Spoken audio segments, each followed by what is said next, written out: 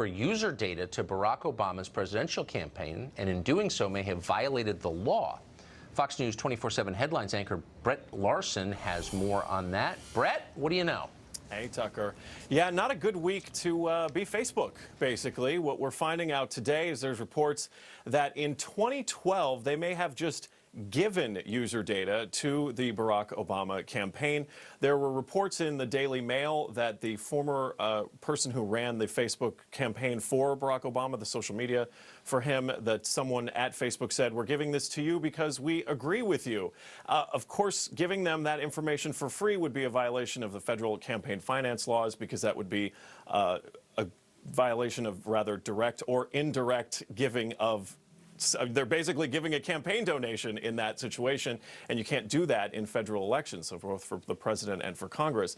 Then we're also learning today that Hillary Clinton's name coming up once again, now connected to all the problems with Facebook, that the app she was using during the 2016 campaign, and they were encouraging people to connect with their friends, that they may have been going through your contacts list and doing that illegally and taking the data of their users to encourage people to vote for Hillary Clinton, to try and find people that they could persuade to be voters. Not very good news for Facebook all around, and this is all in light of the problems that they're having with the Cambridge Analytica story that we've been following for the past couple of weeks with the 50 million users and the data that was taken from them. And then this very, I think, damning piece of information, BuzzFeed's reporting on this, a former Facebook executive saying something about what their site does and how they connect people.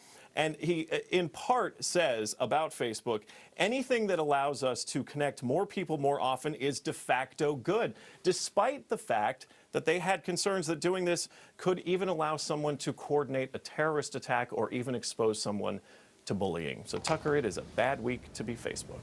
Yeah, and it should be. And I'm glad that other people are paying attention to this now, not just us. Brett, thank you for that. Thanks, Tucker. Hans von Spakovsky is a former member of the Federal Election Commission. He's a senior legal fellow at the Heritage Foundation in Washington, and he joins us tonight. Hans, thanks for coming on. Sure.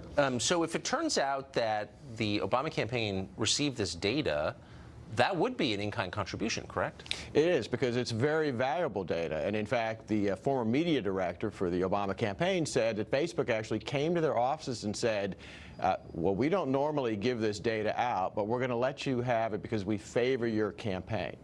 That turns it into potentially an illegal corporate contribution. Well, how would that not be illegal? How would that not be a crime? Well, you know, if they made this data available to anybody who wants it, well, then, of course, any campaign could get it. But the fact that they specifically had rules against this does make it an in-kind contribution. Contrast this with what they did with Cambridge Analytica. Remember, Cambridge Analytica, when they found out about this, they went to Cambridge Analytica and said, you need to destroy this data. You're not supposed to have it. And that tells you that in the one case, they let the campaign have it. In another case, they were saying, well, no, you're not supposed to have this data. So Facebook, but also Google and Twitter and Apple, the big tech companies, could easily throw an election, and we wouldn't know it. And so we should be terrified of this. I don't think we're terrified enough.